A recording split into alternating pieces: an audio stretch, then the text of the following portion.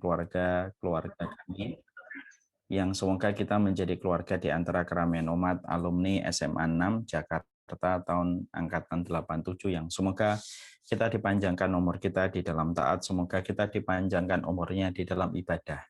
Yang tak kalah pentingnya adalah semoga kita senantiasa diliputi dengan keberkahan pada setiap urusan kehidupan kita.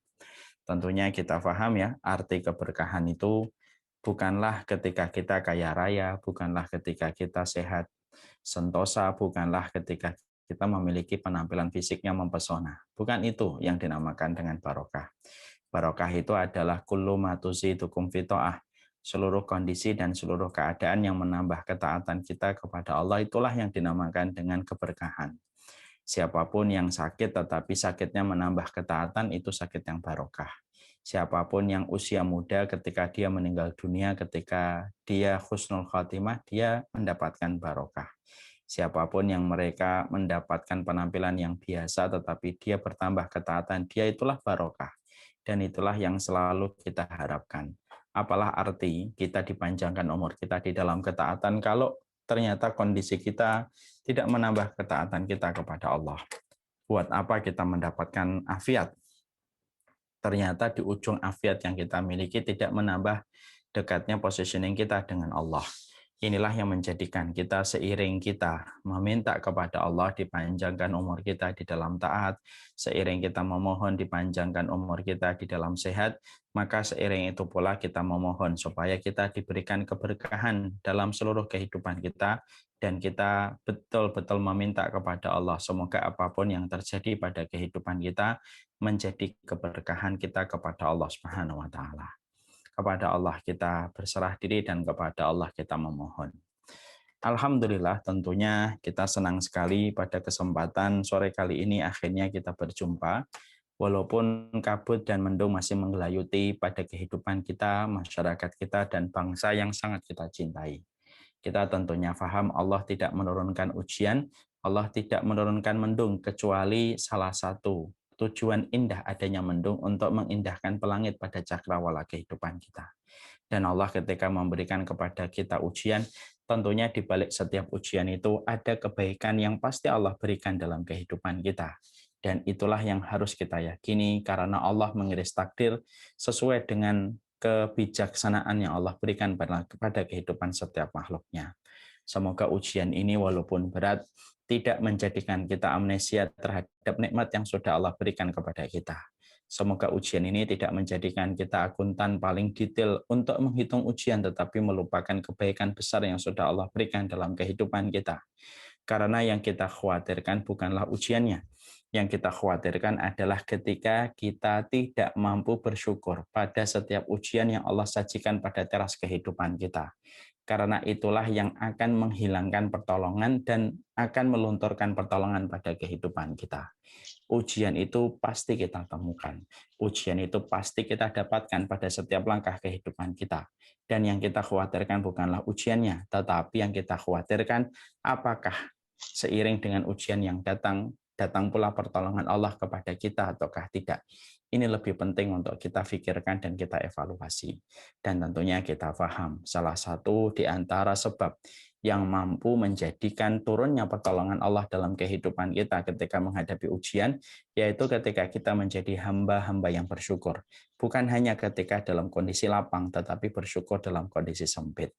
Itu yang akan menjadikan turunnya pertolongan dalam kehidupan kita. Kepada Allah kita bersyukur dan kepada Allah kita menggantungkan segala urusan kehidupan kita, dan Allah itu tidak pernah mengecewakan permintaan dan permohonan serta tawakalnya hati manusia kepadanya. Amin insyaallah.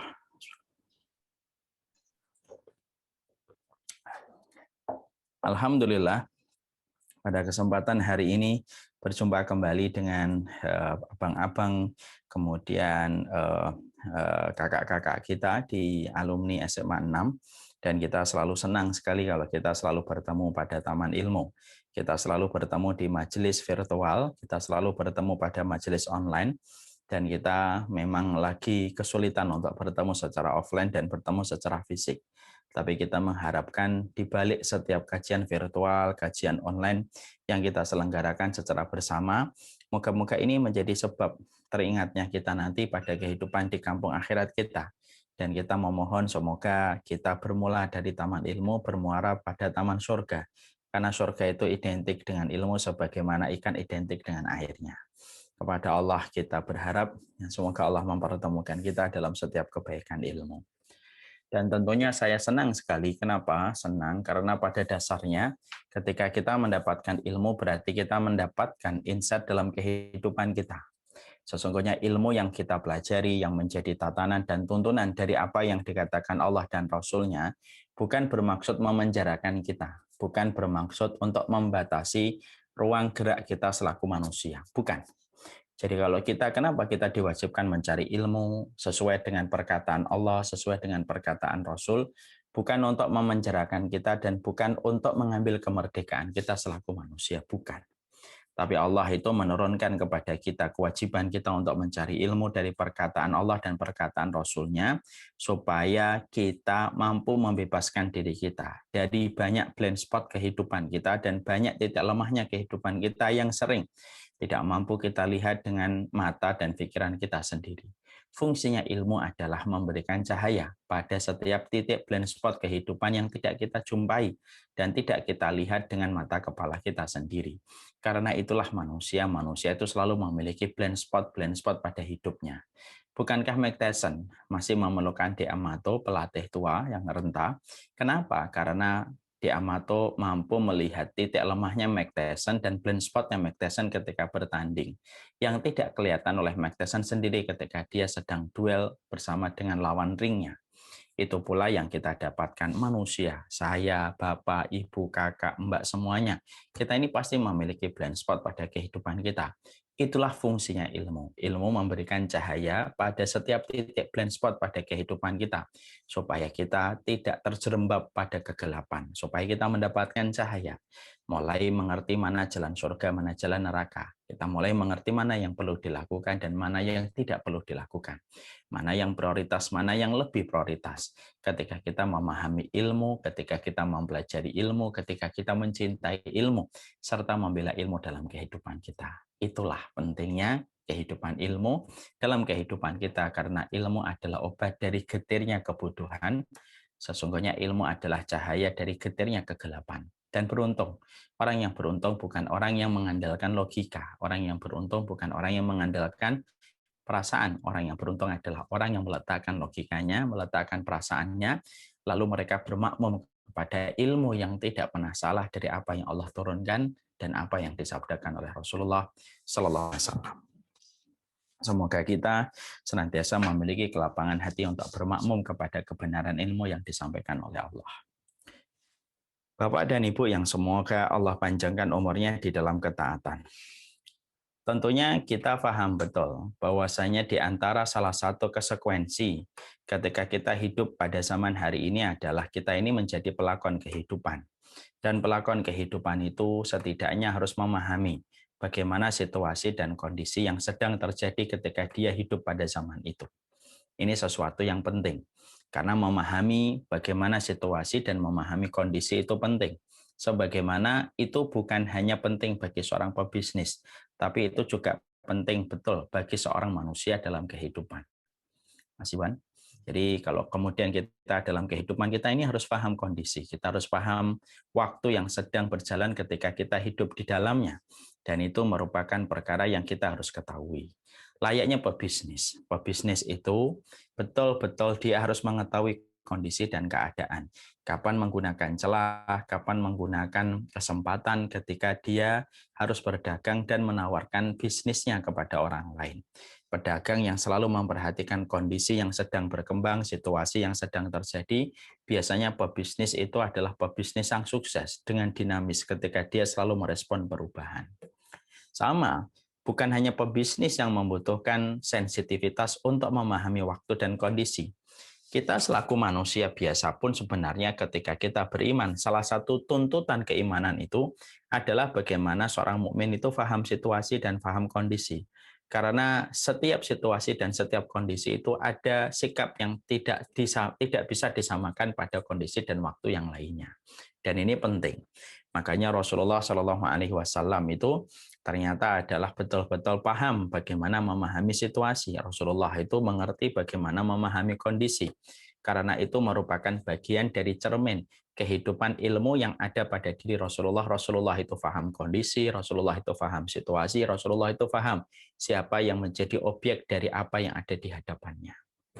Saya ambilkan sebuah contoh bagaimana Nabi itu paham terhadap situasi dan kondisi. Nabi itu pernah ditanya oleh para sahabat dalam 3 kesempatan yang berbeda, tapi dengan pertanyaan yang sama pada 3 kondisi yang berbeda, tetapi jawabannya berbeda, padahal pertanyaannya sama. Nabi itu pernah ditanya, ya Rasulullah, ma huwal a'mal ahabba ilallah. Ya Rasulullah, apa amal yang paling dicintai oleh Allah? Konteks pertanyaannya semacam ini, apa amal yang paling dicintai oleh Allah? Maka jawabannya Nabi pada saat itu, Nabi mengatakan as-sholatu ala waktiha, sholat tepat pada waktunya. Kemudian Rasulullah pada kesempatan yang lain ditanya dengan pertanyaan yang juga sama. Ya Rasulullah, ma huwal a'mal ahabba ilallah. Ya Rasulullah, apa amal yang paling dicintai oleh Allah? Maka Nabi menjawab pertanyaan yang sama tetapi jawabannya berbeda. Beliau menjawab birrul walidain, berbakti kepada orang tua. Di kesempatan yang lainnya Rasulullah mendapatkan pertanyaan yang sama, tetapi jawaban Nabi berbeda lagi.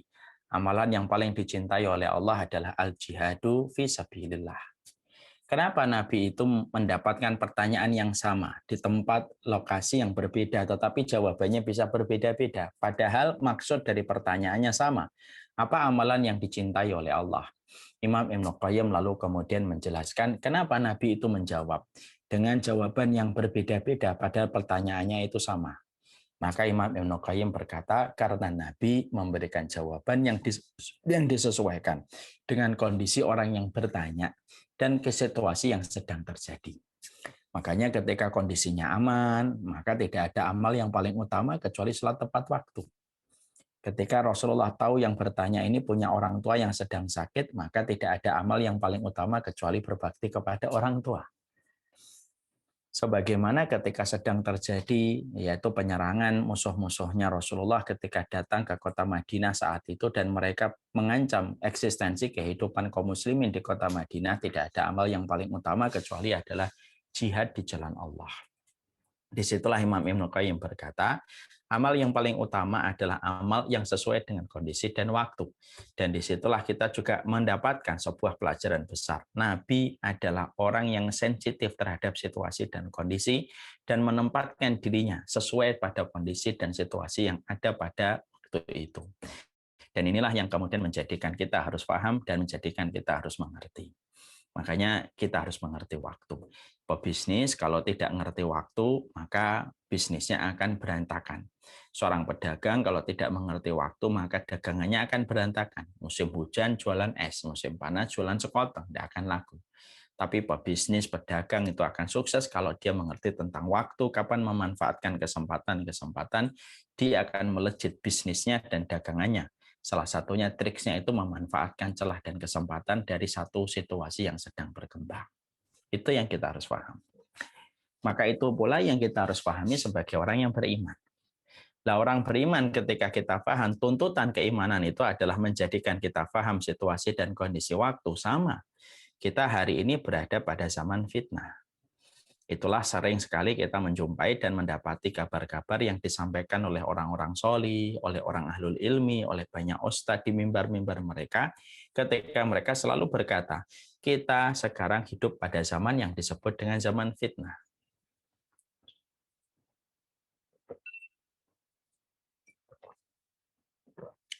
Ketika kita sekarang bahwasanya kita hidup pada zaman fitnah, berarti kemudian kita harus paham bagaimana kita hidup pada zaman fitnah. Kita harus tahu SOP yang harus kita lakukan ketika kita hidup pada zaman fitnah. Karena penting ini, karena kalau zaman fitnah itu bukan masalah yang ringan. Kita ini hidup jangan terpaku pada nomornya.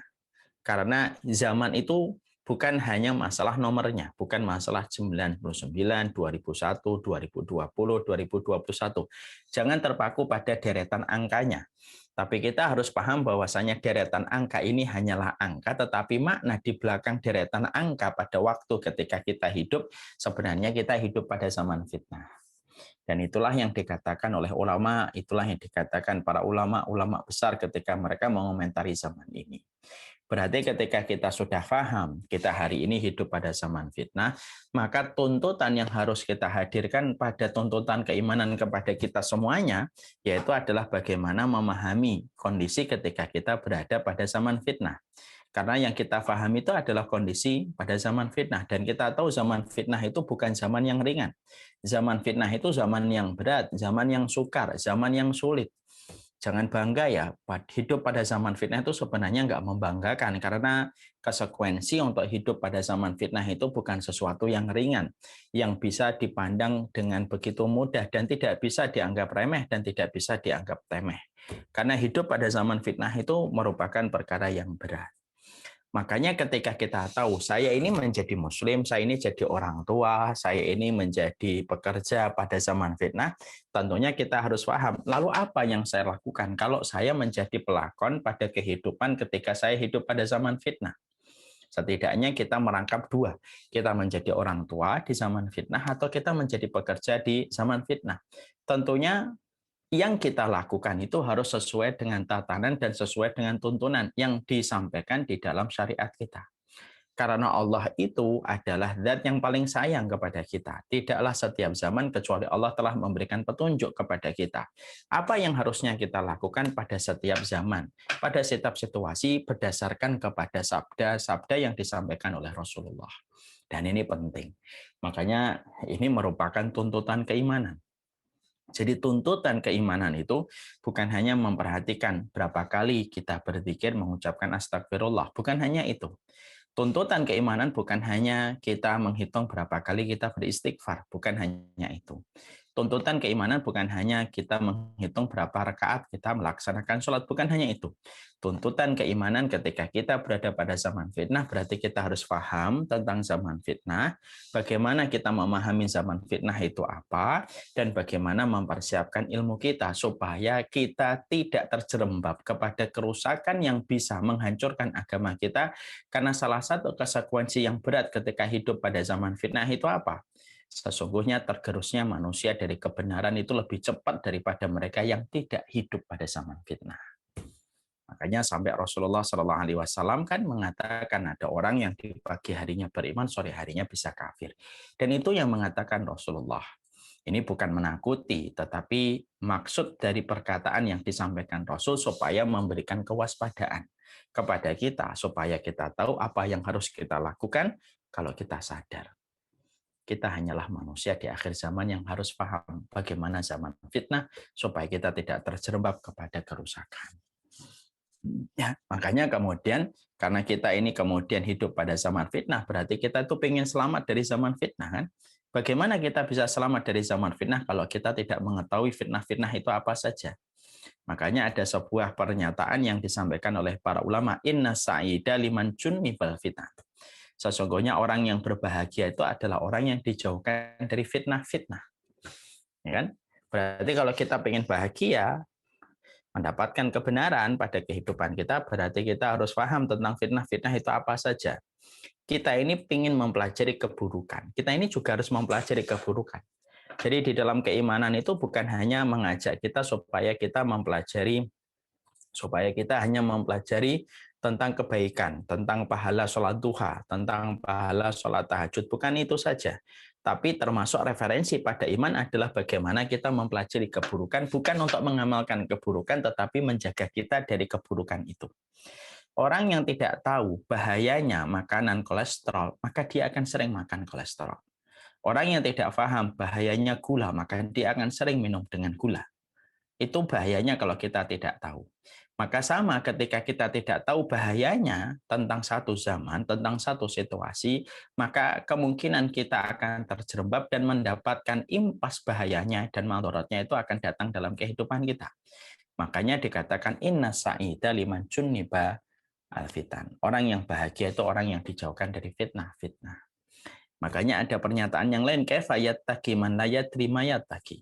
Bagaimana seseorang itu bisa menjaga dirinya dari sesuatu yang bahaya kalau dia tidak tahu dari apa dia harus menjaga, dari perkara apa saja dia harus menjaga darinya. Kan aneh ya, kita diperintahkan untuk menjaga. diri kita, tapi kita tidak tahu menjaga diri apa. Maka inilah yang menjadikan akhirnya kita harus memahami. Kalau kita hari ini menjadi seorang pelakon dalam kehidupan iman kita, kita ini menjadi seorang ayah, kita menjadi seorang istri pada zaman fitnah, kita menjadi orang tua pada zaman fitnah, kita juga menjadi pebisnis, pedagang, menjadi pekerja pada zaman fitnah, tentunya kita ingin tahu apa yang harus kita lakukan, apa yang harus kita kerjakan, supaya betul-betul kita mampu mendapatkan petunjuk, kita mampu mendapatkan cahaya yang membimbing kita supaya kita selamat dari zaman fitnah. Karena sesungguhnya, sekali lagi zaman fitnah itu bukan sesuatu yang sifatnya mudah, zaman fitnah itu berat. Dan kita akan mengetahui beratnya kalau kita mempelajari. Disebabkan ilmu yang akan menjadikan kita berhati-hati terhadap segala sesuatu setelah kita ketahui bagaimana hakikat tentang sesuatu. Orang yang tidak pernah mempelajari tentang masalah gula, kolesterol, dia akan terus memakan gula dan kolesterol. Itu yang kita harus pahami. Maka inilah yang menjadikan kita harus belajar. Saya hidup pada zaman fitnah, berarti ada tuntutan pada referensi keimanan kita. Kalau kamu hidup pada zaman fitnah, yang pertama kamu harus tahu fitnah itu apa. Dan yang kedua kita harus tahu apa yang harus kita lakukan ketika kita hidup pada zaman fitnah. Inilah yang menjadi pegangan untuk semuanya. Sebuah materi yang sebenarnya dibutuhkan oleh setiap orang. Karena kita mendapati Rasulullah sudah menyampaikan tentang zaman fitnah. Dan kita berada pada zaman itu. Makanya Bapak dan Ibu tahu ya, sesungguhnya Rasulullah itu tidaklah menyampaikan hadis yang paling panjang kecuali menyampaikan hadis yang berkaitan tentang fitnah akhir zaman. Mari kita dengarkan salah satu kisah nyata yang disampaikan oleh Hudzaifah ibnul Yaman. Rasulullah itu pernah menyampaikan hadis dari habis subuh. Beliau terus menyampaikan tentang kondisi dan keadaan di akhir zaman. Kami terus mendengarkan dari habis subuh sampai menjelang duhur. Dari habis subuh menjelang duhur. Kami beranggapan Rasulullah akan selesai setelah sholat duhur. Ternyata kami setelah masuknya waktu duhur kami sholat. Setelah selepas sholat Rasulullah naik mimbar kembali. Rasulullah melanjutkan apa yang beliau sampaikan sebelum duhur sampai asar. Kami menyangka ketika asar sudah selesai. Ternyata habis sholat asar, kemudian Rasulullah bangun kembali, naik kembali ke atas mimbar, lalu menyampaikan hadis yang meneruskan dari apa yang beliau jelaskan sebelum duhur dan sebelum asar, sampai kemudian berhenti menjelang maghrib. Sampai Hudzaifah ibnu Yaman berkata, tidak ada yang hafal dari apa yang disampaikan Nabi pada hari itu, kecuali sedikit saja yang mampu menghafalnya. Dan di antara yang sedikit itu saya adalah salah satunya, kata Hudzaifah. Berarti untuk menjelaskan bagaimana Nabi sampai menjelaskan panjang tentang hadis pada zaman fitnah, untuk menggambarkan kepada kita bahwasannya ini bukan masalah remeh. Sekalinya kepleset yang kita korbankan, yang akan menjadi rusak bukan hanya mobil dan rumah kita. Mungkin rumah dan mobil kita nggak rusak.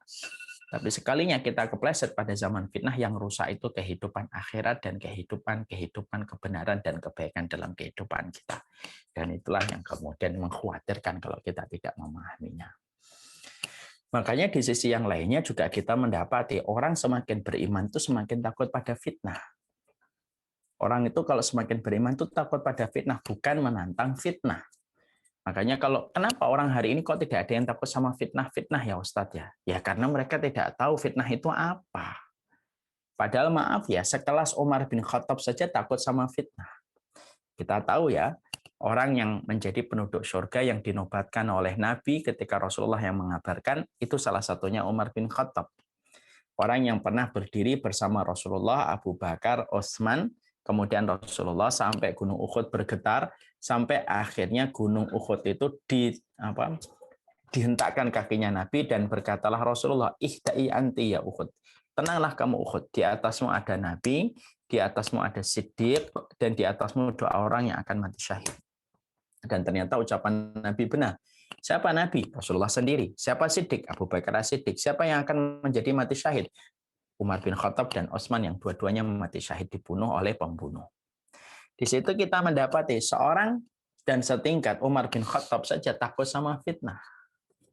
Makanya beliau pernah mengumpulkan para sahabat yang dianggap berilmu oleh Umar bin Khattab. Lalu Umar bin Khattab berkata, ya, man yahfad minkum, hadits Rasulullah fil fitnah. Siapa di antara kalian yang mampu menghadirkan kepadaku hadis Nabi tentang masalah fitnah? Tidak ada yang merespon dari apa yang ditanyakan Umar bin Khattab kecuali Hudzaifah ibnu Yaman. Saya, wahai Amirul Mukminin. Lalu kemudian Umar bin Khattab bertanya, "Utqurha, sebutkan hadis yang disebutkan Nabi tentang masalah fitnah." Maka kemudian Hudzaifah berkata, "Ya Umar bin Khattab, fitnatur rajuli fi malihi wa ahlihi wa tukaffaru bis sholati was shadaqati wal amru bil ma'rufi wan nahyu 'anil munkari." Lalu kemudian Hudzaifah berkata, sesungguhnya setiap orang pasti mendapatkan fitnah, fitnah pada dirinya, pada keluarganya, pada hartanya. Dan fitnah itu bisa dihilangkan dan ditebus dengan banyak sholat, banyak puasa, dan banyak melakukan amar ma'ruf nahi munkar. Ketika mendengarkan jawaban itu, Umar bin Khattab tidak puas. Umar bin Khattab berkata, laisa uridul fitnah hakada, walakin uridul fitnah allati tamuju kama yamujul bahar. Yang aku maksudkan dalam pertanyaanku bukan fitnah-fitnah yang kecil yang menimpa kepada keluarga ini, menimpa pada keluarga ini. Bukan itu yang aku maksudkan dalam pertanyaanku, wahai Hudzaifah. Yang aku maksudkan, wahai Hudzaifah, yang aku tanyakan adalah fitnah besar, sebagaimana gelombang yang besar, yang tidak ada satupun pintu rumah yang mampu menahannya dan akan merusak banyak kehidupan iman seseorang pada saat itu. Ya, perhatikan jawaban Hudzaifah. Hudzaifah berkata, tenang saja wahai Umar, antara dirimu dengan fitnah itu ada pintu yang menghalangi dan kamu tidak akan pernah bertemu dengan fitnah. Ya, maka kemudian pada saat itu Umar berkata, aku tidak akan pernah berjumpa dengan fitnah itu wahai Hudzaifah, tidak. Karena antara engkau dengan fitnah itu ada pintunya. Maka Masya Allah. Dan tahukah kita, ternyata pintunya itu adalah Umar bin Khattab. Jadi Umar bin Khattab ketika hidup, beliau itu menjadi pintu yang menghalangi manusia tidak terkena fitnah. Makanya setelah wafatnya Umar bin Khattab, barulah fitnah itu merambah pada kehidupan sampai kita jumpai fitnah pada hari ini yang luar biasa. Ini menggambarkan kepada kita, Masya Allah ya, seorang Umar bin Khattab saja bisa takut. Kenapa Umar bisa takut? Karena tahu betapa fitnah itu bisa merusak kehidupan agama dan kehidupan akhirat seseorang begitu cepat tanpa dia sadari. Sampai seorang Umar bin Khattab itu ketakutan. Lah kita kenapa kok nggak takut? Biasa-biasa aja Ustaz. Ya karena kita nggak paham. Kalau kita nggak ngerti itu gimana bisa tumbuh rasa takut? Kalau kita nggak ngerti bahayanya gula, mana bisa kita takut sama gula? Kalau kita tidak takut sama bagaimana efeknya makanan jeroan, bagaimana kita bisa khawatir ketika makan jeroan? Ketakutan itu timbul ketika kita memiliki ilmu. Dan itulah yang menjadikan kita akhirnya. Saya kumpulkan puzzle-puzzle ini supaya menghadirkan kepada kita. Tuntutan keimanan pada hari ini bukan hanya masalah semata sholat. Tapi tuntutan keimanan adalah kita harus tahu situasi dan kondisi ketika kita hidup pada zaman itu, mengerti sifatnya kayak apa, bagaimana kondisinya kayak apa, dan kita harus mengerti apa yang harus kita lakukan ketika kita hidup pada zaman tersebut. Dan itulah yang menjadi perhatian kita. Setelah kita memahami itu, nah sekarang kita bahas.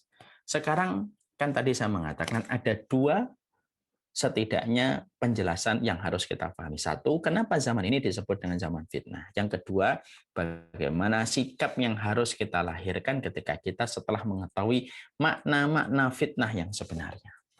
Nah, sekarang kata fitnah itu tentunya kita paham ya. Maka sesungguhnya kata fitnah itu walaupun sering kita dengarkan, banyak di antara kita yang belum paham apa sih artinya fitnah, kenapa kok zaman kita disebut dengan zaman fitnah. Ini yang kita harus paham. Masyarakat kita suka sekali menyebut kata fitnah, lalu diartikan kata fitnah itu sebagai sebuah perkara gini. Didefinisikan fitnah orang Indonesia itu gini. Kalau kamu menuduh tanpa ada bukti itu fitnah. Kalau kamu menuduh seseorang tanpa bukti itu fitnah. Itu fitnah pada definisi bahasa Indonesia. Benar, tidak salah. Itu pada definisi bahasa Indonesia. Makanya ada orang yang sampai akhirnya kebablasan mengartikan definisi fitnah pada bahasa Indonesia diartikan fitnah pada bahasa Quran, ini salah jadinya. Jangan memfitnah. Fitnah lebih kejam daripada pembunuhan. Artinya jangan menuduh orang tanpa bukti. Menuduh orang tanpa bukti itu lebih berat daripada pembunuhan. Padahal maknanya bukan gitu. Al-fitnatu asyaddu minal qatl itu tidak ada maksudnya begitu. Nah, setelah kita tahu nih, ternyata banyak di antara kita, walaupun kita familiar mendengar kata fitnah, sering sekali mendengar kata fitnah, tapi ternyata kita tidak tahu artinya fitnah itu apa, dan ternyata kita miskin referensi ketika kita sering mendengar kata fitnah, tapi tidak tahu artinya fitnah itu apa. Yuk kita bahas dulu yuk. Apa sih artinya fitnah? Supaya nanti ketika ada seorang ustadz di mimbar, ketika sedang kita duduk mengikuti kajiannya, kita hidup pada zaman fitnah, kita langsung tahu artinya itu apa. Kan lucu, kalau kata orang Jawa kan wagu.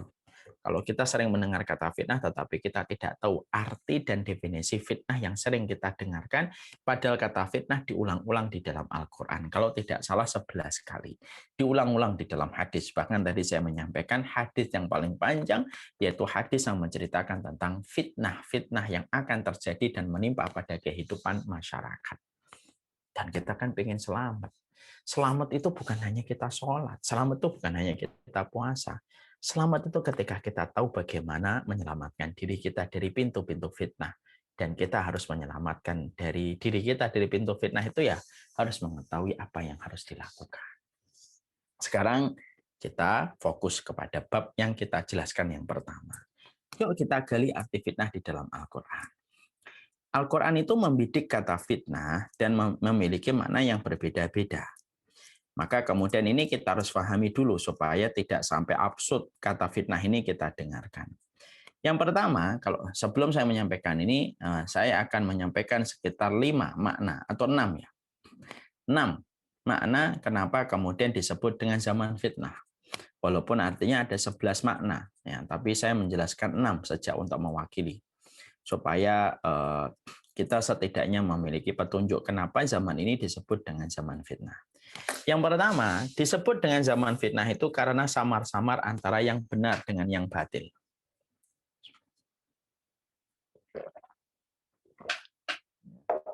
Jadi, kalau satu zaman disebut zaman fitnah itu apa konsekuensinya? Konsekuensinya itu adalah adanya mendung dalam tanda kutip yang menjadikan susahnya bagi kita untuk mengenali yang benar dan yang salah. Yang salah bisa didefinisikan benar, yang benar bisa didefinisikan yang salah. Ya. Dan salah satu di antara penyebab sulitnya kita mengenali kebenaran ketika kita hidup pada zaman fitnah, karena sesungguhnya bermunculan dajjal-dajjal kecil sebelum munculnya dajjal besar. Rasulullah kan bersabda, tidak akan muncul dajjal besar sampai bermunculan dajjal-dajjal kecil. Jumlah mereka 30, kata Rasulullah. Penyebutan kata 30 bukan membatasi. Penyebutan kata 30 untuk menunjukkan banyaknya dajjal-dajjal kecil sebelum munculnya dajjal besar dan mereka berkolaborasi.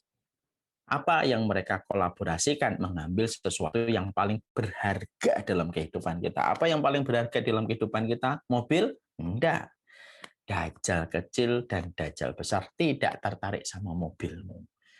Tertarik sama rumah kita? Dajjal tidak tertarik sama rumahku. Mereka tidak tertarik sama fasilitas hidup kita, tapi mereka tertarik yang paling berharga, dan yang paling berharga itu apa? Kebenaran. Makanya kemudian ketika mereka tertarik kebenaran, mereka ingin merampas kebenaran itu supaya hidup kita tanpa mendapatkan kebenaran. Ya, kalau hidup sudah tidak ingin mendapatkan kebenaran dan hidup sudah tidak berlandaskan kebenaran, kan rusak. Karena Allah mencari pada kehidupan kita bukan hanya yang baik loh. Ingat loh ya, Allah menurunkan agama kita, Allah mengutus kepada kita seorang nabi dan rasul bukan hanya mencari yang baik dari kita, tapi mencari yang baik dan benar. Yang baik belum tentu benar, tapi yang benar itu pasti baik. Harusnya pasti baik. Makanya kemudian inilah yang menjadikan kita akhirnya paham, yaitu samar-samar untuk memahami kebenaran dan kebatilan itu samar. Nggak usah memahami konteks kebenaran dan kebatilan yang hari ini kita harus butuh berapa kali proses untuk memahami itu. Maaf ya, memahami siapa laki-laki, siapa perempuan aja sekarang kita bingung. Ya nggak, Mas Iwan? Orang kita sangka laki, ternyata perempuan. Orang kita sangka perempuan, ternyata laki. Kemarin ada kejadian tuh di rumah sakit waktu istri saya rawat inap di rumah sakit itu. Waktu dibuka ada office boy kan, dikiranya laki-laki. Istri saya sudah menjerit karena pada saat itu sedang tidak pakai hijab. lalu kemudian office boy-nya 2 orang. Yang saya kira yang satu laki. Maaf Bu, ini bukan laki, ini perempuan. Oh, Masya Allah, saya ngelihat, loh, yakin perempuan? Yakin Pak, masa mau diperiksa, saya digituin. Tapi itulah yang menjadikan kita akhirnya memahami. Memahami antara laki-laki dan perempuan itu hari ini sulit. Kalau konteksnya lebih ringan, itu saja kita sulit, apalagi memahami yang berat. Kita hari ini tuh melihat orang laki-laki di pinggir jalan itu untuk menentukan ini muslim atau tidak muslim itu susah. Makanya kita kadang susah memberi salam. Kita kalau ngelihat perempuan di pinggir jalan hari ini tuh agak susah. Ini muslimah atau nggak muslimah ya? Kecuali kalau dia kemudian memakai syiar-syiar Islam kan kelihatan langsung, oh ini muslimah. Itulah kondisi kita hari ini. Bukan hanya dalam konteks semacam itu. Bahkan kita memilih mana bakso yang berurat daging, mana bakso yang ada buraknya, dan bakso yang berformalin aja susah. Mas Iwan bisa nggak bedain bakso yang burak dan formalin? Kadang-kadang bakso yang berformalin tampaknya merekah. Tampaknya lebih menggiurkan daripada yang betul-betul berurat dagingnya asli. Karena berurat daging asli itu kadang-kadang warnanya tidak terlalu cerah.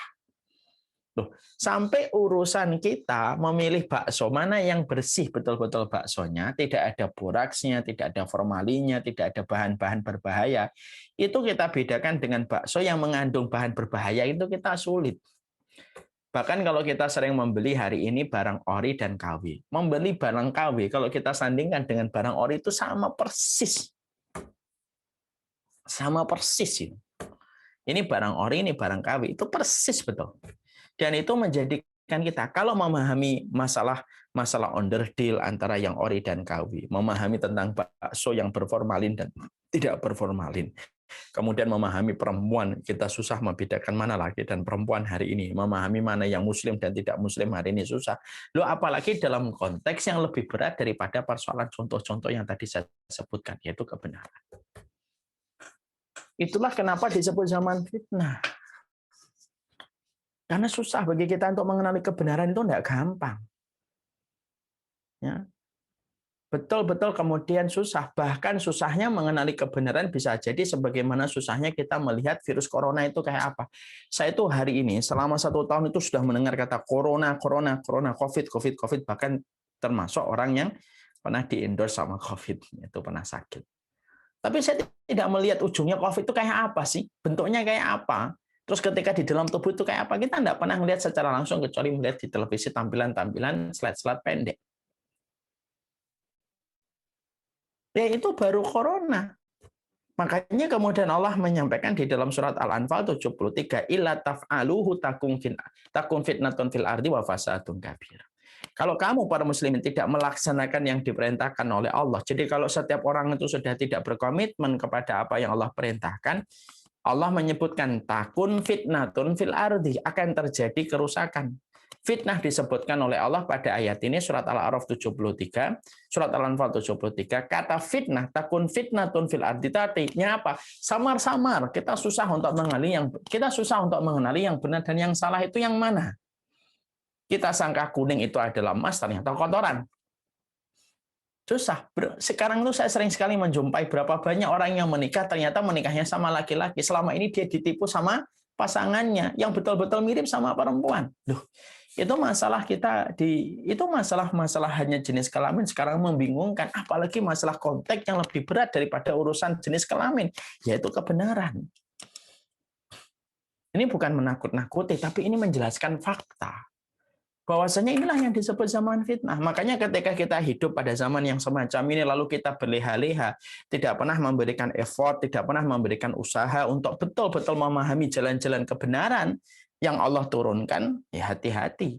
Karena Allah itu memerintahkan kita itu simpel. Allah memerintahkan kita supaya mati di atas kebenaran. Itu yang Allah perintahkan. Makanya kemudian Allah menyampaikan, ya ayyuhalladzina amanu taqullaha haqqa tuqatih wa la tamutunna illa wa antum muslimun. Wahai orang yang beriman, bertakwalah kamu kepada Allah sebenar-benar takwa dan jangan sekali-kali mati kecuali kamu menjadi muslim. Message yang Allah ingin berikan pada ayat ini yang sudah sangat sering kita dengarkan ayat ini adalah apa? Allah memerintahkan kita supaya mati di atas kebenaran. Dan ternyata memahami kebenaran itu tidak perkara yang gampang. Kalau kebenaran pada zaman Nabi kan lebih mudah untuk dicerna. Siapapun yang bersama Nabi benar, siapapun yang berseberangan dengan Nabi pasti salah. Pasti salah. Sesimpel itu, karena dua kelompoknya itu ada dua kelompok. Ketika di Mekah ya, kemudian menjadi agak berat ketika di Madinah. Ketika di Mekah itu cuma dua barisan. Barisan muslim atau musyrik. Siapapun yang bersama Nabi mukmin, siapapun yang tidak bersama Nabi musyrik. Ketika Nabi pindah ke kota Madinah, maka ada tiga barisan. Ada barisan muslim, mukmin, barisan sahabat. Ada barisan orang-orang musyrik dan orang-orang kafir ahlul kitab. Ada barisan munafik. Tapi setidaknya kita tinggal melihat Rasulullah Shallallahu Alaihi Wasallam. Ya. Tapi beda dengan hari ini. Hari ini tuh bagaimana? Kita begitu sulit untuk memahami kebenaran. Setiap orang itu berkata macam-macam. Dan ternyata terlalu banyak narasi, terlalu banyak framing yang kita jumpai setiap harinya. Jutaan framing dilahirkan setiap harinya. Jutaan narasi diproduksi setiap harinya. Supaya yang memegang kebenaran ragu dengan kebenaran. Supaya yang memegang kebatilan yakin bahwasanya kebatilan itu adalah kebenaran. Dan itu memang betul-betul diinginkan oleh setan. Memang ada Ustaz framing dan narasi itu. Lu ada dari dulu. Ya, ada dari dulu itu ada. Ya. Saya ambilkan sebuah contoh. Ya, ada sebuah contoh. Di dalam surat Al-An'am Allah menyampaikan yaitu tentang peristiwa ketika para sahabat Nabi Shallallahu Alaihi Wasallam. Ketika para sahabat Nabi Shallallahu Alaihi Wasallam mereka itu mendapatkan syariat yang Allah turunkan. Jangan makan dari sembelihan, ya, jangan makan bangkai. Bangkai itu diharamkan oleh Allah di dalam surat Al-An'am, ya, bahwasanya ketika itu sudah diharamkan oleh Allah kepada para sahabat tidak mau makan bangkai dong. Bapak-bapak dan ibu tahu, kakak-kakak kami yang semoga Allah panjangkan umurnya dalam ketaatan. Kita tahu nggak apa yang dilakukan orang musyrik untuk membuat ragu para sahabat? Mereka membuat narasi, mereka membuat framing, datang kepada Rasulullah, datang kepada para sahabat. Kami dengar kalian mengharamkan bangkai. Para sahabat menjawab, iya. Hurimat alaikumul maitatu waddamu walahmul khinzir. Lalu kemudian ketika orang musyrik itu mengetahui betul bahwasanya para sahabat mengharamkan bangkai, mereka membuat narasi. Gini loh, kalian itu lucu, kalian mengaku sebagai hambanya Allah. Kenapa kalian haramkan bangkai? Bukankah bangkai itu yang mematikan adalah Allah? Lucunya lagi, kalian menghalalkan sembelihan kalian. Sejak kapan sembelihan kalian itu lebih suci tangannya daripada apa yang Allah lakukan ketika Allah mematikan bangkai? Itu kan luar biasa itu framing dan itu luar biasa narasinya. Ya nggak Mas Iwan? Tampaknya masuk akal atau enggak? Masuk akal. Masuk akal banget. Kok lucu kalian itu? Kalian ngaku sebagai orang beriman. Ngakunya kan begitu. Bangkai kalian haramkan. Padahal yang mematikan hewan itu kan Allah. Tambah lucunya kalian ini adalah ketika kalian menyembelih dengan tangan kalian, malah kalian halalkan. Loh, sejak kapan tangan kalian lebih suci daripada perbuatannya Allah? Coba. Itu 1400 tahun yang lalu narasi sudah semacam itu. Itu 1400 tahun yang lalu itu. Narasinya sudah sedahsyat itu loh. Lalu kemudian para sahabat itu hampir mereka membatalkan keharamannya bangkai. Padahal Allah sudah mengatakan hurimat alaikumul maitatu waddamu walahmul khinzir. Padahal Allah sudah mengatakan aku haramkan bangkai. Ya, daging babi untuk kalian. Lalu ketika mereka hampir membatalkan sampai Allah turunkan di dalam surat Al-An'am yang kemudian wa in ata'tumuhum innakum lamusyrikun. Lalu sebelumnya Allah menyampaikan wa inna syayatina la yuhauna ila auliyaihim liyujadilukum wa in ata'tumuhum innakum lamusyrikun. Ketika diharamkannya semua yang Allah haramkan itu ada orang-orang setan dalam bentuk jin dan bentuk manusia saling mewartakan di antara mereka supaya untuk membantah kebenaran yang aku turunkan kata Allah. Wa in ata'tumuhum ketika kalau sampai kalian itu mentaati kembali. Kalau kalian kami mentaati kembali ya, mereka lalu membantah apa yang aku turunkan ketika aku telah mengharamkan bangkai innakum lamusyrikun. Kamu akan bisa menjadi musyrik kembali kata Allah. Untuk memberikan rasa takut kepada para sahabat. Makanya semenjak saat itu langsung para sahabat yakin bahwasanya bangkai itu adalah haram. Yang ingin saya sampaikan adalah, ya Allah ya Rabb, narasi dan framing pada zaman itu sudah luar biasa. Sudah luar biasa. Dan kita bisa mendapati apa yang disampaikan oleh orang-orang musyrik ketika ingin untuk meniupkan keraguan pada pikirannya kaum muslimin dan para sahabat itu secara logika masuk, secara logik masuk, secara realita akal masuk. Karena terkadang ada syariat dan ada sebuah perintah yang terkadang kita harus memberikan iman ketika akal kita belum mampu menjangkau. Kayak peristiwa penyembelihannya Ibrahim kepada Ismail, akal tuh tidak bisa jangkau. Disitulah fungsinya iman untuk menjangkau apa yang tidak bisa dijangkau oleh akal. Itu terjadi 1400 tahun yang lalu. Mungkin nggak ilmu memberikan framing, memberikan narasi yang bisa membolak-balikkan kebenaran dan kebatilan itu stuck gitu, tidak mengalami perkembangan, tidak mengalami perluasan. Tidak mungkin. 1400 tahun yang lalu sudah secanggih itu mereka membuat narasi. Maka Allah mengambil satu contoh supaya menjadi pegangan untuk kita apalagi hari ini. Kan begitu. Makanya kemudian akhirnya apa? Hari ini terkadang orang ketika berkomitmen pada kebenaran, mereka terkadang mendapatkan sasaran bulian, dihujat, dicela, diketawain, dikatakan pendek akalnya, dan lain sebagainya. Itu hal yang wajar. Karena dulu para sahabat ketika mereka memegang tentang masalah pengharaman bangkai pun mereka disebut bodoh kalian itu. Sejak kapan tangan kalian lebih suci daripada perbuatannya Allah? Dan itu disampaikan mereka untuk memberikan keraguan. Lah ini kan yang kita khawatirkan kan Pak? Kan tadi saya mengatakan kita ini jadi orang tua di zaman fitnah. Yang harus kita jaga itu bukan hanya kita, istri kita. Bukan hanya kita dan suami kita, tapi anak kita.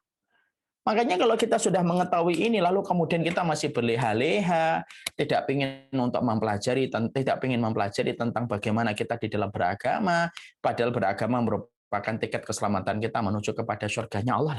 Terus gimana kita bisa selamat? Dan ini merupakan harga yang tidak bisa ditawar lagi untuk kita belajar. Karena apa? Ini zaman fitnah. Sulit sekali. Orang kadang-kadang menyampaikan satu ayat, tapi ternyata ayatnya dibolak-balik sama mereka. Nih saya ambilkan satu contoh. Ada Quran nggak? Saya agak lupa. Innalladzina amanu walladzina hadu wan nasara wasabiina man amana billahi wal yaumil akhir fala khaufun alaihim wa lahum yahzanun. Ada Qur'annya? Mas Iwan sebentar. Mari kita buka surat Al-Baqarah 63 kalau nggak salah.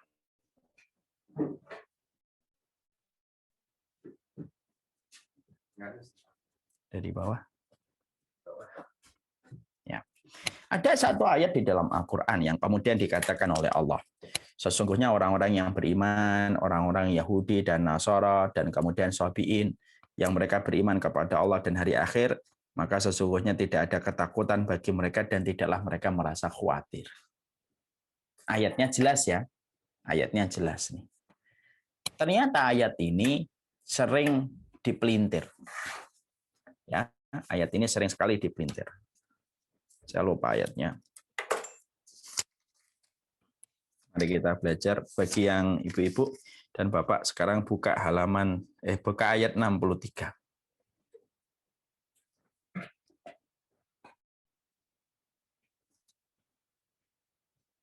62, maaf. 62. Di sini Allah menyampaikan innalladzina amanu walladzina hadu wan nasara wasabiina man amana billahi wal yaumil akhir wa amila salihan falahum ajruhum inda rabbihim wala khaufun alaihim wala hum yahzanun. Ayatnya jelas.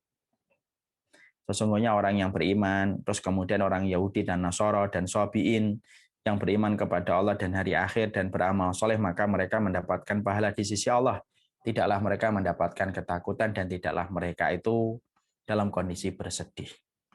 Ayat ini sering sekali dijegal arti yang sesungguhnya ketika dia mencuplik sesuai dengan selera pemikirannya. Ini biasanya dilakukan oleh orang-orang yang benci sama Islam tapi menampilkan penampilan-penampilan Islam. Mereka berkata, nih bahwasanya agama itu semuanya sama, mau Yahudi, Nasara, tidak ada masalah. Yang penting itu beramal yang penting itu kemudian berbuat kebaikan. Kita jawab ya, kita jawab yang pertama. Allah itu tidak menuntut kita hanya berbuat baik, tetapi menuntut kita berbuat yang benar. Bukankah jawaban yang dibutuhkan dosen kalau nguji kita itu bukan jawaban yang baik? Dosen itu kalau memberi kita ujian kan, jawab yang benar. Ada nggak dosen yang mengatakan jawab yang baik? Enggak, jawab yang benar. Dan yang benar itu sesuai dengan referensi yang disampaikan oleh dosen. Waktu SD aja kita sudah terbiasa kok. Pilihlah jawaban yang benar, bukan jawaban yang baik. Karena yang diminta oleh Allah itu jawaban yang benar. Ini yang pertama untuk kita jawab. Semua agama baik, iya. Tapi yang benar hanya satu, yaitu adalah Islam yang kita yakini inna dina indallahil Islam. Itulah kata Al-Quran. Yang kedua, ayat ini berbicara tentang konteksnya sebelum Rasulullah datang.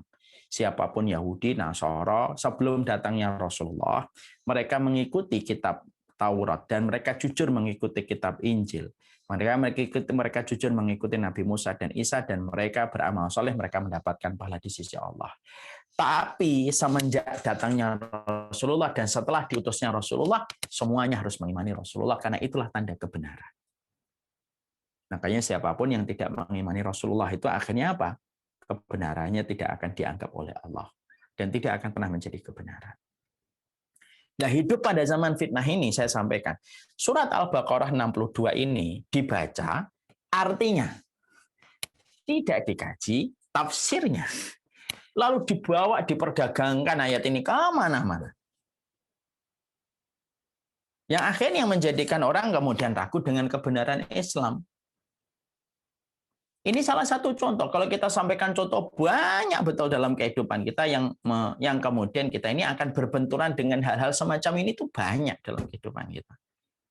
Karena apa akhirnya? Karena semuanya itu bisa mengatakan dengan ayat-ayat tanpa mereka melakukan kewajiban. Ketika mengambil ayat itu harus membaca tafsirnya, harus mengambil kesimpulan para ulama, harus melihat bagaimana tafsirnya para sahabat dulu ketika mereka yang paham bagaimana ayat itu maksudnya ketika diturunkan oleh Allah kepada Rasulullah dan kepada kita selaku umatnya Rasulullah. Itulah zaman fitnah. Bahkan maaf ya, sampai orang yang melakukan perbuatan homo, mereka pun bisa mendatangkan ayatnya.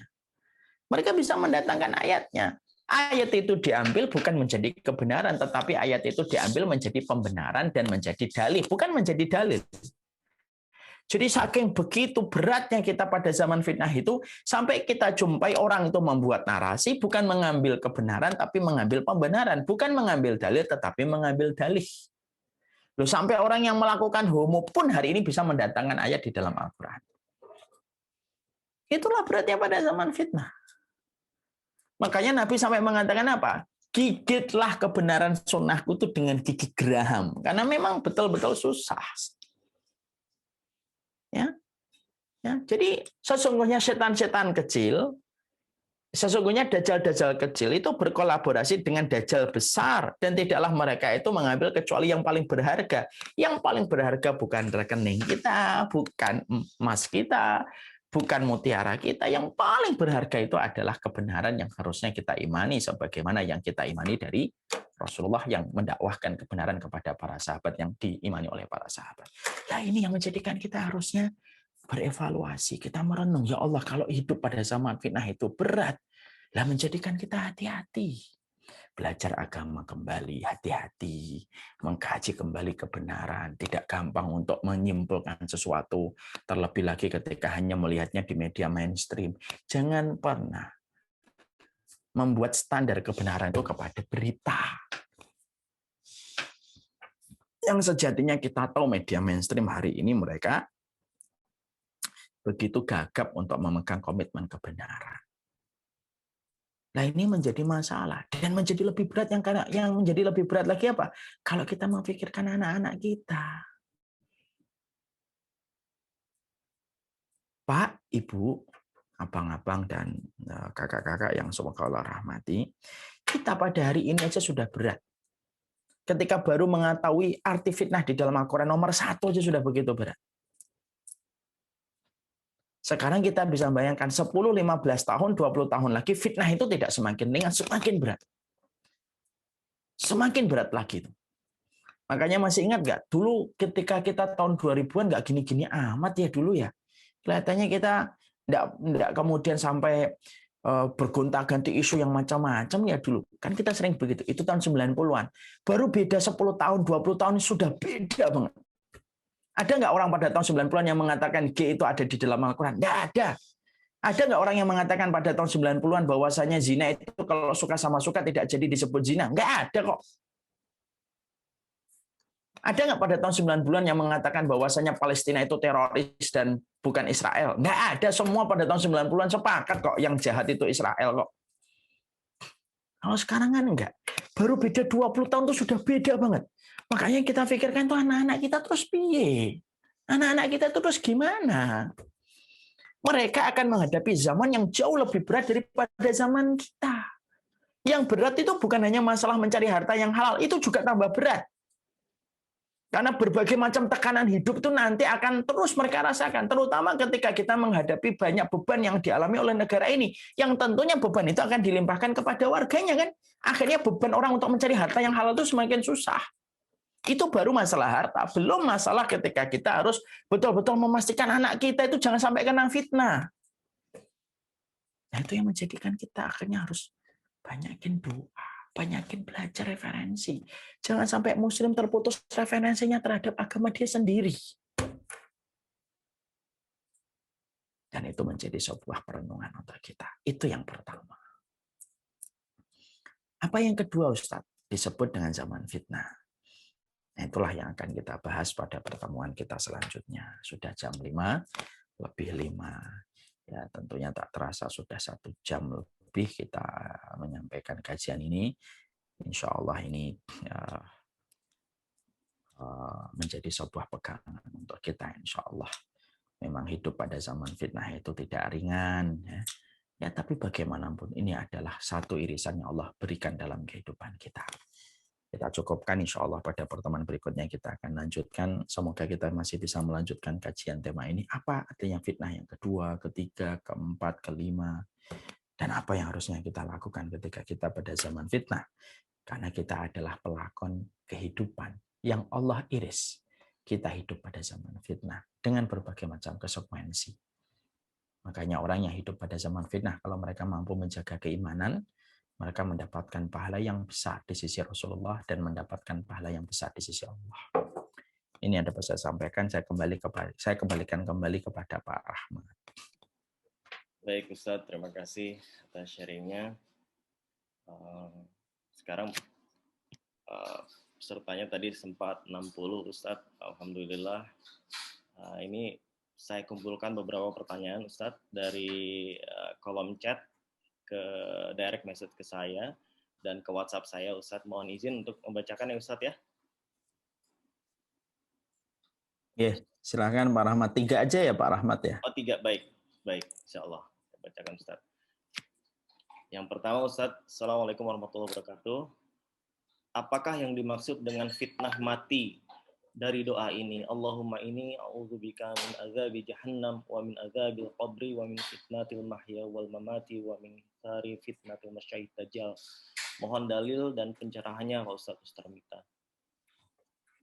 Doa itu adalah doa yang dipanjatkan oleh Rasulullah SAW sebelum beliau salam. Allahumma inni a'udzubika min adabi jahannam wa min adabil qabri wa min syarri fitnatil mahya wal mamat wa min syarri fitnatil masyihid dajjal. Kalau Bapak dan Ibu kemarin mengikuti Samilah series kita yang kedua From Ji'at Aras, di situ ada tadabbur doa dari bacaan kita di dalam sholat. Saya membahas secara panjang lebar itu. Apa sih arti dan makna terdalam dari 4 perkara yang Nabi selalu berlindung dalam setiap sholatnya. Oke, saya singkatkan. Wa min fitnatil mahya itu, fitnahnya orang hidup itu adalah fitnah yang ditujukan dalam kehidupan kita.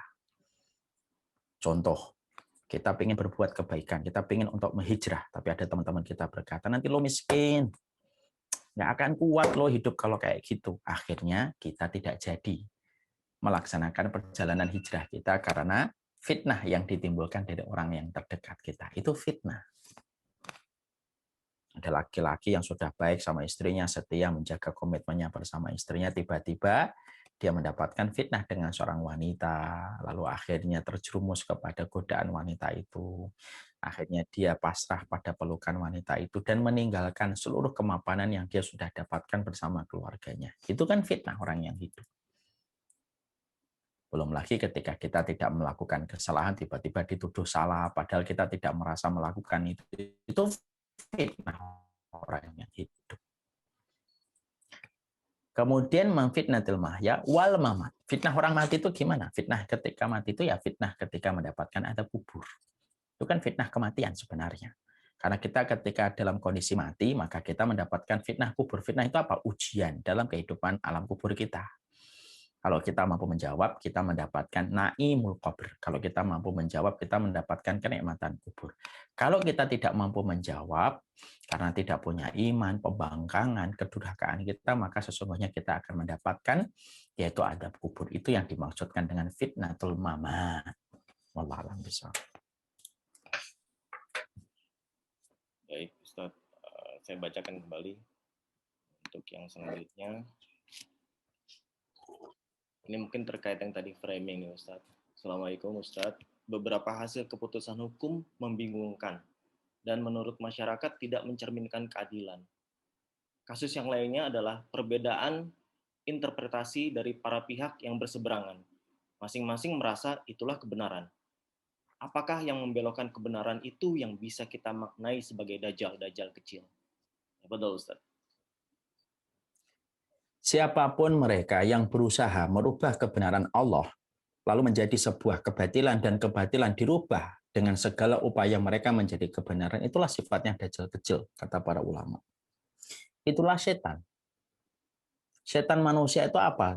Tugasnya mewartakan sesuatu yang salah supaya bisa menjadi benar, dan mewartakan supaya yang benar bisa menjadi salah.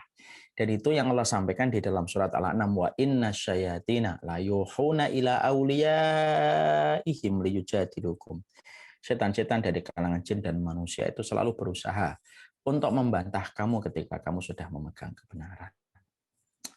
Bukan saatnya kita menuduh fulan begini, fulan begini. Sudahlah, ayo kita perbaiki bareng-bareng. Yuk, kita arahkan, kita kasih jalan hidayah kepada setiap orang dengan attitude kita, dengan solusi yang kita berikan. Menurut saya itu lebih tepat. Karena bagaimanapun kondisi kita hari ini tuh, saya khawatir ada banyak penumpang gelap yang mereka bertepuk tangan ketika kita sedang diadu domba. Wallahu a'lam bishawab. Baik, terima kasih, Ustaz. Jadi kita harus ini, Ustaz, ya, mewaspadai kalau memang itu ada agenda tersendiri dari orang-orang yang memanfaatkan situasi, Ustaz, ya. Ustaz, ini dua lagi teman tadi, Ustaz pesan tiga aja, ini mungkin saya bacakan satu lagi yang terakhir, Ustaz. Assalamualaikum, Ustaz. Mohon penjelasan beberapa karakteristik orang-orang munafik dan orang-orang fasik yang ada dalam kaitannya dengan munculnya fenomena framing di akhir zaman ini. Mungkin ini Jawaban itu yang akan kita bahas pada pertemuan kita ketika kita menyibak satu persatu makna fitnah. Salah satu makna fitnah itu apa? Kuatnya tersebarnya kemunafikan di antara kaum muslimin. Itu ada. Nanti kita bahas munafik itu apa sih? Kan sekarang kita kan sukanya gini. Nggak mau, padahal mau, munafik loh. Jadi kalau ada orang menampik yang haram dikatakan munafik. Kalau ada orang ketika digoda perempuan dia tidak mau dikatakan munafik.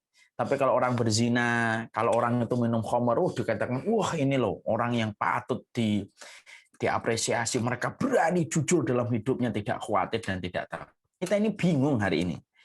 Kalau ada orang yang sedang berusaha menjaga agamanya disebut munafik.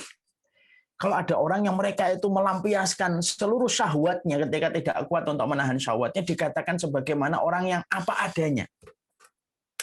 Situlah kita hidup pada zaman yang memumetkan ini.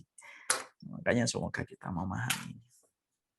Baik, Ustadz, teman-teman sekalian, nanti insya Allah tadi kita baru membahas arti atau makna dari fitnah yang nomor 1.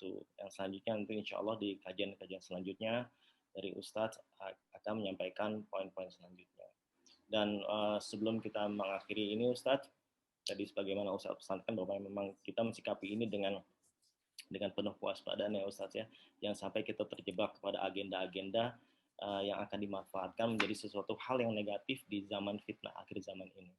Sebelum kita mengakhiri Ustadz, kami mohon doa yang dipimpin oleh Ustadz agar untuk kondisi saat ini dan kondisi juga pandemi yang juga berdampak kepada kawan-kawan kita Ustadz, keluarga kami, orang-orang tua kami dan muslimat semuanya yang juga selain sakit juga mengalami kesulitan, himpitan dan sebagainya.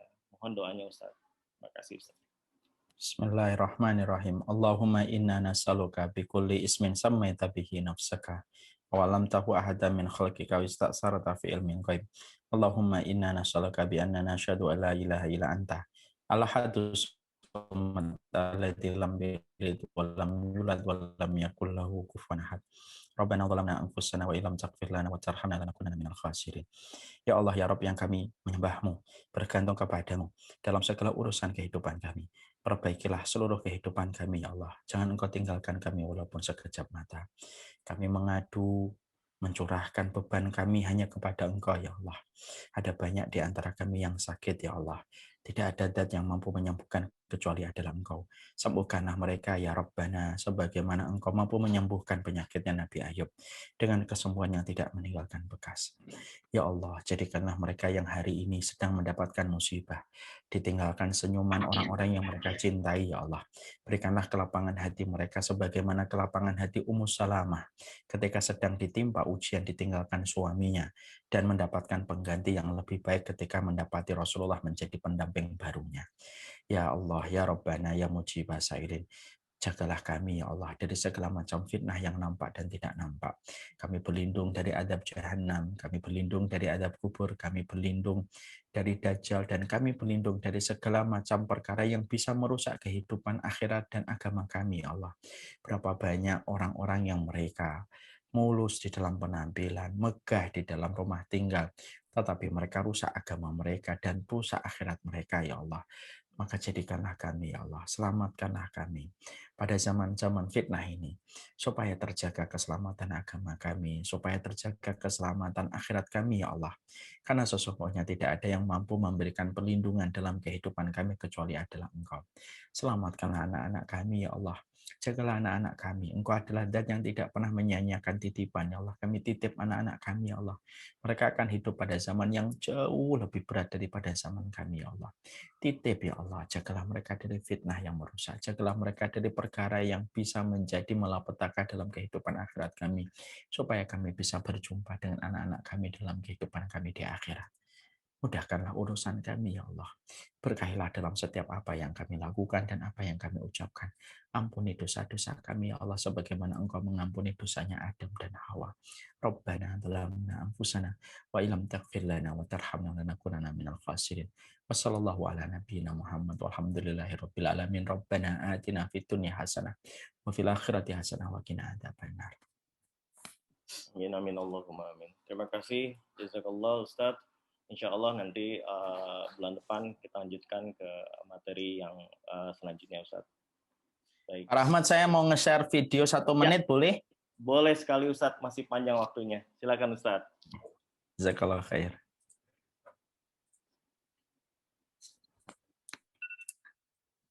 يا إله الوجود قد سئمت القيود كبلتني ذنوب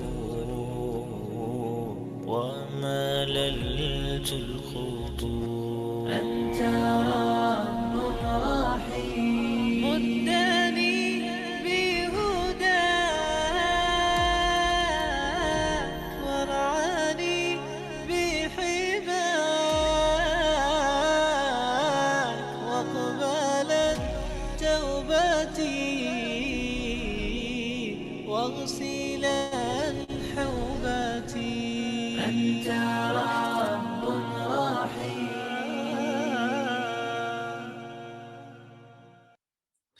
Insya Allah Samila Series yang keempat akan menyelenggarakan sebuah tema, The Day After You Die. Kami ingin sekali supaya diri saya sebagai pengisi dan pemateri pada Samila Series ini memiliki rasa takut. Rasa takut itu merupakan bagian dari kualitas iman. Kita ini selamat dalam kehidupan di akhirat bukan hanya semata-mata bagaimana kita selalu berharap kepada surga, tapi bagaimana kita senantiasa mampu untuk menumbuhkan rasa takut kita kepada neraka. Bukankah orang yang takut kepada neraka, neraka akan memohonkan kepada Allah supaya orang itu tidak masuk kepadanya. Takut itu tidak bisa organik, takut itu tidak bisa alami. Takut itu harus ditumbuhkan secara nyata pada kehidupan referensi dan dalil yang kita pelajari. Oleh karenanya kami mengajak, ayo Bapak-Bapak dan Ibu, yuk kita persiapkan bekal ilmu, karena ilmu adalah investasi akhirat kita. Kita akan mengadakan Samila seri yang keempat, yaitu adalah ketika Samila seri yang keempat akan mengkaji kitab, yaitu kita akan selenggarakan di bulan Desember, walaupun masih lama, tapi lebih baik kemudian kita langsung mendaftar, karena kalau sudah kuotanya tercapai akan segera kami tutup. Semoga kita bisa menjadi keluarga di antara keramaian umat. Baik mendaftar, silahkan lihat di kolom chatnya. Nanti ada pemateri, ada admin yang akan share bagaimana cara kita mendaftar. Mas Iwan, tolong bagaimana mendaftarnya. Jazakallah khair ke Pak Rahmat, saya serahkan kembali ke Pak Rahmat.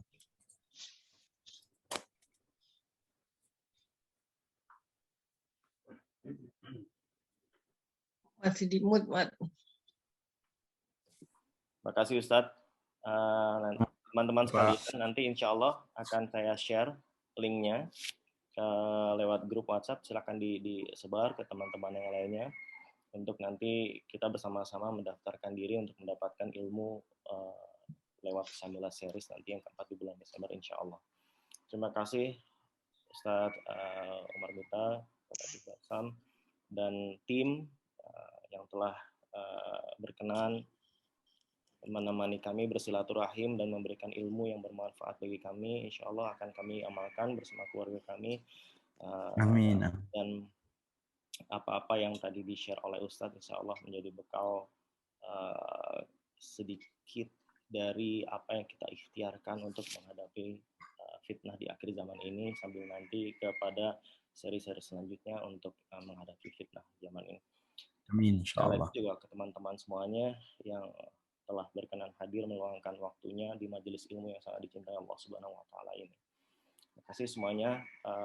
Untuk sebelum kita tutup, mereka mengucapkan alhamdulillahirabbil alamin. Subhanakallahumma wa bihamdika asyhadu an la ilaha illa anta astaghfiruka wa atubu ilaik.